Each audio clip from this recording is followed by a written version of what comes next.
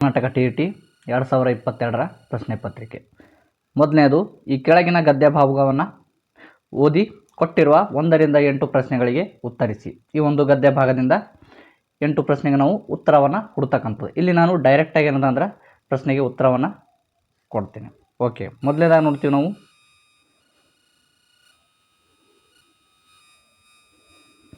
ಮೊದಲನೇ ಪ್ರಶ್ನೆ, ರುವೆನ್ಸೋರಿ ಪರ್ವತದಲ್ಲಿ ವಾಸವಾಗಿರುವ ವಿಶಿಷ್ಟವಾದ ಊಸರವಳ್ಳಿ ಮುಖದ ಮೇಲೆ ಎಷ್ಟು ಕೊಂಬುಗಳಿವೆ? ಇದಕ್ಕೆ ಸರಿಯಾದ ಉತ್ತರ ಯಾವುದು ಅಂದ್ರೆ 4 ಕೊಂಬು, 6 ಕೊಂಬು, 5 ಕೊಂಬು, 3 ಕೊಂಬು. ಇದಕ್ಕೆ ಸರಿಯಾದ ಉತ್ತರ 3 ಕೊಂಬು ಅಂತಕ್ಕಂಥದ್ದು. ಚಂದ್ರ ಪರ್ವತಗಳ ತಪ್ಪಲಿನಲ್ಲಿ ವಾಸವಾಗಿರುವ ಜನರು, ಯಾವ ಜನರು ಚಂದ್ರ ಪರ್ವತ ತಪ್ಪಲಿನಲ್ಲಿ ವಾಸವಾಗಿದ್ದಾರೆ ಅಂತಕ್ಕಂಥದ್ದು ಪ್ರಶ್ನೆ. ಹಾಗಾದರೆ ಸರಿಯಾದ ಉತ್ತರ ಬಾಂಟು ಜನರು. ಚಂದ್ರ ಪರ್ವತಗಳ ನಿಜವಾದ ಹೆಸರು, ಚಂದ್ರ ಪರ್ವತಗಳ ನಿಜವಾದ ಹೆಸರು ಯಾವುದು ಅಂದ್ರೆ ರುವೆನ್ಸೋರಿ ಅಂತಕ್ಕಂಥದ್ದು. ಬಾಂಟು ಬುಡಕಟ್ಟಿನ ಜನರು ರುವೆನ್ಸೋರಿ ಪರ್ವತವನ್ನು ಹೀಗೆಂದು ತಿಳಿಸಿದ್ದಾರೆ. ಏನೆಂದು ತಿಳಿಸಿದ್ದಾರೆ ಅಂತಕ್ಕಂಥದ್ದು ಪ್ರಶ್ನೆ. ಹಾಗಾದರೆ ಇದಕ್ಕೆ ಸರಿಯಾದ ಉತ್ತರ ಯಾವುದು ಅಂದ್ರೆ ಪಿಶಾಚಿಗಳ ಆಗರ ಅಂತಕ್ಕಂಥದ್ದು. ನೆಕ್ಸ್ಟ್, ಬಾಂಟು ಜನರು ಏಕೆ ಊಸರವಳ್ಳಿಗಳನ್ನು ನೋಡಲು ಅಂಜುತ್ತಾರೆ? ಏಕೆ ಅಂದರೆ ಮೃತಾತ್ಮರು ಊಸರವಳ್ಳಿಗಳ ರೂಪದಲ್ಲಿ ಅಡ್ಡಾಡುತ್ತಾರೆ ಎಂದು. ಇದಕ್ಕೆ ಸರಿಯಾದ ಉತ್ತರ 4ನೇ ಆಪ್ಷನ್. ಬಾಂಟು ಜನರ ಭಾಷೆಯಲ್ಲಿ ರುವೆನ್ಸೋರಿ ಎಂದರೆ, ಬಾಂಟು ಜನರ ಭಾಷೆಯಲ್ಲಿ ರುವೆನ್ಸೋರಿ ಅಂದರೆ ಮಳೆಯ ತವರು ಅಂತಕ್ಕಂಥದ್ದು. ಉಗಾಂಡ ಮತ್ತು ಜೈರ್ ರಾಜ್ಯಗಳ ಗಡಿಗಳಲ್ಲಿ ಎಷ್ಟು ಮೈಲು ಉದ್ದದ ಈ ಪರ್ವತಗಳು ಹಬ್ಬಿವೆ? ಎಷ್ಟು ಮೈಲು ಅಂದರೆ ಇದಕ್ಕೆ ಸರಿಯಾದ ಉತ್ತರ 3ನೇ ಆಪ್ಷನ್ 60 ಮೈಲುಗಳು. ಒಂದಾನೊಂದು ಈ ಪದವು ಈ ಸಂಧಿಗೆ ಉದಾಹರಣೆಯಾಗಿದೆ. ಒಂದಾನೊಂದು ಅಂತಕ್ಕಂಥ ಪದ ಏನದ ಅಂದ್ರೆ 1 ಪ್ಲಸ್ ಇನ್ನೊಂದು ಅಂತಕ್ಕಂಥದ್ದನ್ನು ನೋಡ್ತೀವಿ. ಹಾಗಾಗಿ ಇದು ಯಾವ ಸಂಧಿಗೆ ಉದಾಹರಣೆಯಾಗಿದೆ ಅಂದರೆ ಲೋಪ ಸಂಧಿಗೆ. ನೆಕ್ಸ್ಟ್, ಈ ಕೆಳಗಿನ ಪದ್ಯ ಭಾಗವನ್ನು ಓದಿಕೊಂಡು ಕೊಟ್ಟಿರುವ 9ರಿಂದ 15 ಪ್ರಶ್ನೆಗಳಿಗೆ ಉತ್ತರಿಸಿ. ಈ ಒಂದು ಪದ್ಯ ಭಾಗವನ್ನು ಓದಿಕೊಂಡೇನ 9ರಿಂದ 15 ಪ್ರಶ್ನೆಗಳಿಗೆ ಉತ್ತರಿಸ್ತಕ್ಕಂಥದ್ದು. ಮೊದಲೇ ನಾವು ನೋಡ್ತೀವಿ,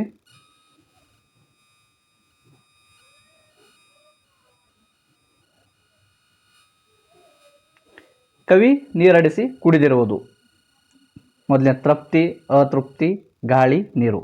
ಇದಕ್ಕೆ ಸರಿಯಾದ ಉತ್ತರ ಯಾವುದು ಅಂದ್ರೆ ಅತೃಪ್ತಿ ಅಂತಕ್ಕಂಥದ್ದು. ಅದೇ ರೀತಿ ಕವಿ ಕವಿತೆಗಳನ್ನು ಉಸುರುವುದು ಇವರ ತೃಪ್ತಿಗಾಗಿ. ಇದಕ್ಕೆ ಸರಿಯಾದ ಉತ್ತರ ಯಾವುದು ಅಂದ್ರೆ ನಿನ್ನ ತೃಪ್ತಿಗೆ ಅಂತಕ್ಕಂಥ 2ನೇ ಆಪ್ಷನ್. ನಗಾರಿಯೋಲು ಬಿಗಿದು ಹೋಗಿರುವುದು ಅಂತಕ್ಕಂಥದ್ದು ಪ್ರಶ್ನೆ. ಹಾಗಾದರೆ ಇದಕ್ಕೆ ಸರಿಯಾದ ಉತ್ತರ ಯಾವುದು ಅಂದ್ರೆ ಆಪ್ಷನ್ ನಂಬರ್ 4ನೇದು ಹೊಟ್ಟೆ ಅಂತಕ್ಕಂಥದ್ದು. ತಿಂದ ಅನ್ನದ ರಸವು ಹೀಗಾಗಿದೆ. ತಿಂದ ಅನ್ನದ ರಸ ಹೀಗಾಗಿದೆ ಅಂದರೆ ಲಾವರಸ ಅಂತಕ್ಕಂಥದ್ದು ಮೊದಲೇ ಆಪ್ಷನ್ ಇದಕ್ಕೆ ಸರಿಯಾದ ಉತ್ತರ. ನೆಕ್ಸ್ಟ್, ಬೆಂಕಿಯ ರಕುತ ಕಥಕಥನೆ ಕುದಿಯುವುದು.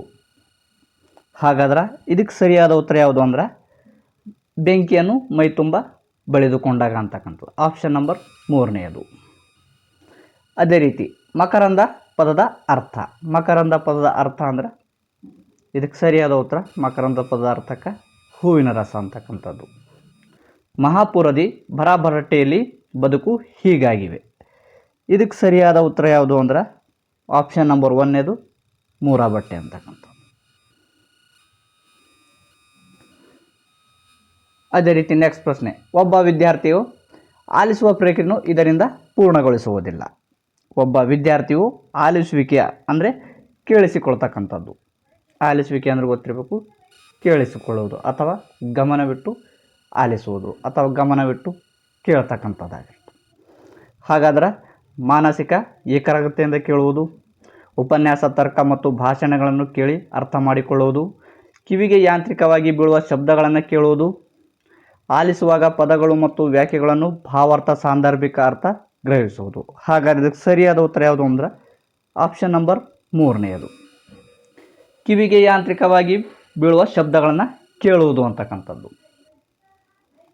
ಇಲ್ಲಿ ಪೂರ್ಣಗೊಳ್ಳುವುದಿಲ್ಲ ಅಂತಕ್ಕಂಥದ್ದು ಕೇಳ್ತಕ್ಕಂಥದ್ದು ನೋಡ್ತೀವಿ. ಸೊ ಹಾಗೆ ಇದಕ್ಕೆ ಸರಿಯಾದ ಉತ್ತರ ಯಾವುದು ಅಂದರೆ ಕಿವಿಗೆ ಯಾಂತ್ರಿಕವಾಗಿ ಬೀಳುವ ಶಬ್ದಗಳನ್ನು ಕೇಳುವುದು ಅಂತಕ್ಕಂಥದ್ದು.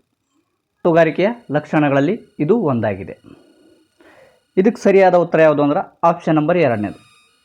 ಸುಸ್ಪಷ್ಟ ನಿರಗಳ ಉಚ್ಚಾರ, ಮಾತಿನ ಅರ್ಥಕ್ಕೆ ಅನುಗುಣವಾಗಿ ಧ್ವನಿಯ ಏರಿಳಿತಗಳ ಮುಖಭಾವಗಳು ವ್ಯಕ್ತವಾಗಬೇಕು ಅಂತಕ್ಕಂಥದ್ದು ಇದಕ್ಕೆ ಸರಿಯಾದ ಉತ್ತರ. ಅದೇ ರೀತಿ ನೆಕ್ಸ್ಟ್, ತಲಕಟ್ಟು, ಯತ್ವ, ದೀರ್ಘ, ಕೊಂಬು, ಐತ್ವ, ಅಕ್ರಾವತ್ತು ಮುಂತಾದವು ಸರಿಯಾಗಿ ಸೇರದೇ ಇರುವುದು. ಇದಕ್ಕೆ ಸರಿಯಾದ ಉತ್ತರ ಯಾವುದು ಅಂದ್ರೆ ಇದು ಒಂದು ನಾವು ಗಮನಿಸಿದಾಗ ಏನಂದ್ರೆ ಬರವಣಿಗೆ ದೋಷ ಅಂಥೇಳಿ ಕಾಣ್ತಕ್ಕಂಥದ್ದನ್ನು ನೋಡ್ತೀವಿ. ಹಾಗಾಗಿ ಇದಕ್ಕೆ ಸರಿಯಾದ ಉತ್ತರ 4ನೇ ಆಪ್ಷನ್ ನಂಬರ್. ಛಂದೋ ನಿಯಮಗಳಿಗೆ ಒಳಪಡದೆ ಶಿಷ್ಟ ಭಾಷೆಯಲ್ಲಿ ಮತ್ತು ಅರ್ಥಬದ್ಧವಾಗಿ ತರ್ಕಬದ್ಧವಾಗಿ ವ್ಯಾಖ್ಯ ಸರಣಿಗಳ ಮೂಲಕ ಸುಸ್ಪಂದವಾಗಿ ರಚಿಸುವ ಪಠ್ಯಕ್ಕೆ ಏನಂತೇಳಿ ಕರೀತಾರೆ ಅಂದ್ರೆ ವಚನ ಅಂತೇಳಿ ಕರೀತಕ್ಕಂಥದ್ದು ನೋಡ್ತೀವಿ. ತರಗತಿಯಲ್ಲಿ ಶಿಕ್ಷಕರು ಗದ್ಯ ಪಾಠವನ್ನು ಬೋಧಿಸುವಾಗ ಈ ವಿಷಯದ ಕಡೆ ಹೆಚ್ಚು ಲಕ್ಷ್ಯವನ್ನು ವಹಿಸಬೇಕು ಅಂತಕ್ಕಂಥದ್ದು ಪ್ರಶ್ನೆ. ಹಾಗಾದರೆ ಸರಿಯಾದ ಉತ್ತರ ಯಾವುದು ಅಂದ್ರೆ ತರಗತಿಯಲ್ಲಿ ಶಿಕ್ಷಕರು ಏನಂದ್ರೆ ಪಾಠವನ್ನು ಬೋಧಿಸುವಾಗ ಅಥವಾ ಪಾಠವನ್ನು ಮಾಡುವಾಗ ಗದ್ಯ ಪಾಠವನ್ನು ಬೋಧಿಸುವಾಗ ಯಾವ ಒಂದು ವಿಷಯದ ಕಡೆ ಹೆಚ್ಚು ಲಕ್ಷ್ಯವನ್ನು ವಹಿಸಬೇಕು ಅಂತಕ್ಕಂಥದ್ದು ಪ್ರಶ್ನೆ. ಹಾಗಾದರೆ ಸರಿಯಾದ ಉತ್ತರ ಯಾವುದು ಅಂದ್ರೆ ಆಪ್ಷನ್ ನಂಬರ್ 3ನೇದು. ಅಂದ್ರೆ ಪರಸ್ಪರ ಸಂಬಂಧ ಕಲ್ಪಿಸುತ್ತಾ ನಿರಂತರತೆ ಮತ್ತು ಸಮಗ್ರತೆಯನ್ನು ಕಾಯ್ದುಕೊಳ್ಳಬೇಕು ಅಂತಕ್ಕಂಥದ್ದು ಇದಕ್ಕೆ ಸರಿಯಾದ ಉತ್ತರ.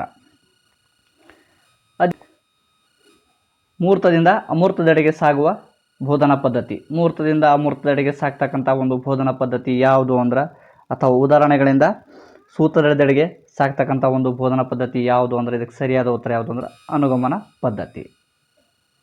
ನಿಮ್ಮ ತರಗತಿಯಲ್ಲಿ ಓಂಕಾರ ಎನ್ನುವ ವಿದ್ಯಾರ್ಥಿ ಅಕ್ಷರ ಪದಗಳನ್ನು ಸುಸಂಬಂಧವಾಗಿ ಜೋಡಿಸದೆ ಬರೆಯುತ್ತಾನೆ. ಈ ಸಮಸ್ಯೆಗೆ ಹೇಗೆ ಪರಿಹರಿಸುವಿರಿ?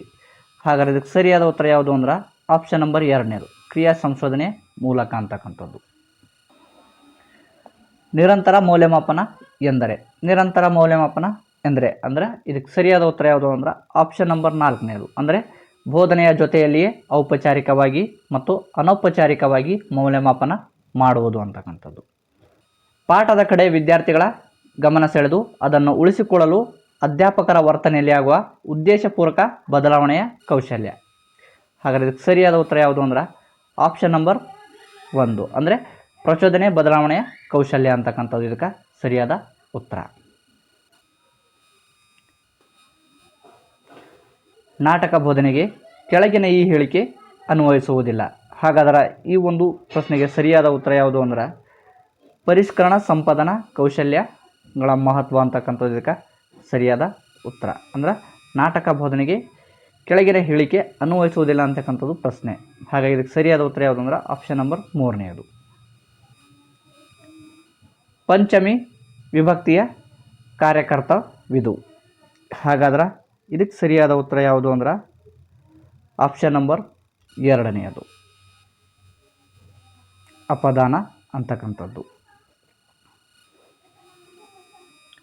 ಕ್ರಿಯಾಪದದ ಸ್ಥಾನದಲ್ಲಿ ನಿಂತು ವಾಕ್ಯದ ಅರ್ಥವನ್ನು ಪೂರ್ಣಗೊಳಿಸುವ ಅವ್ಯಯ ಅಂತಕ್ಕಂಥದ್ದು ಪ್ರಶ್ನೆ. ಹಾಗಾದರೆ ಇದಕ್ಕೆ ಸರಿಯಾದ ಉತ್ತರ ಯಾವುದು ಅಂದರೆ ಆಪ್ಷನ್ ನಂಬರ್ 3ನೇದು, ಕ್ರಿಯಾಪದದ ಸ್ಥಾನದಲ್ಲಿ ನಿಂತು ವಾಕ್ಯದ ಅರ್ಥವನ್ನು ಪೂರ್ಣಗೊಳಿಸುವ ಅವ್ಯಯ ಯಾವುದು ಅಂದರೆ ಆಪ್ಷನ್ ನಂಬರ್ 3ನೇದು, ಅಂದರೆ ಕ್ರಿಯಾರ್ಥ ಕಾವ್ಯ. ನೆಕ್ಸ್ಟ್, ಒಂದು ಅಥವಾ ಅನೇಕ ವಾಕ್ಯಗಳು ಒಂದು ಪ್ರಧಾನ ವಾಕ್ಯಕ್ಕೆ ಅಧೀನವಾಗಿದ್ದರೆ ಅಂತಹ ವಾಕ್ಯವನ್ನು ಪ್ರಶ್ನೆಯನ್ನು ನೋಡ್ತೀವಿ.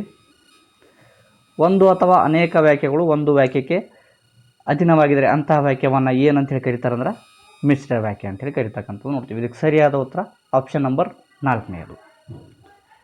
ಅದೇ ರೀತಿ ಒಂದು ವಿಶೇಷ ಅರ್ಥವನ್ನು ವ್ಯಕ್ತಪಡಿಸುವುದಕ್ಕಾಗಿ ಒಂದು ಪದವನ್ನು ಒಂದು ವಾಕ್ಯವನ್ನು 2 ಸಲ ಪ್ರಯೋಗ ಮಾಡುವುದಕ್ಕೆ ಏನಂತೇಳಿ ಕರೀತಾರೆ ಅಂದರೆ ಇದಕ್ಕೆ ಸರಿಯಾದ ಉತ್ತರ ದ್ವಿರುಕ್ತಿ ಅಂತೇಳಿ ಕರೀತಕ್ಕಂಥದ್ದು ನೋಡ್ತೀವಿ. ಹಾಗಾಗಿ ಸರಿಯಾದ ಉತ್ತರ ಯಾವುದು ಅಂದ್ರೆ ಆಪ್ಷನ್ ನಂಬರ್ 2ನೇದು. ಅದೇ ರೀತಿಯಾಗಿ ಕೊನೆಯ ಪ್ರಶ್ನೆ, ಆತ್ಮಾರ್ಥಕ ಸರ್ವನಾಮಕ್ಕೆ ಉದಾಹರಣೆಗಳು ಯಾವುವು ಅಂತಕ್ಕಂಥದ್ದು. ಹಾಗಾದರೆ ಇದಕ್ಕೆ ಸರಿಯಾದ ಉತ್ತರ ಯಾವುದು ಅಂದ್ರೆ ತಾನು ತಾವು ಅಂತಕ್ಕಂಥದ್ದು ಇದಕ್ಕೆ ಸರಿಯಾದ ಉತ್ತರ, ಅಂದರೆ ಆಪ್ಷನ್ ನಂಬರ್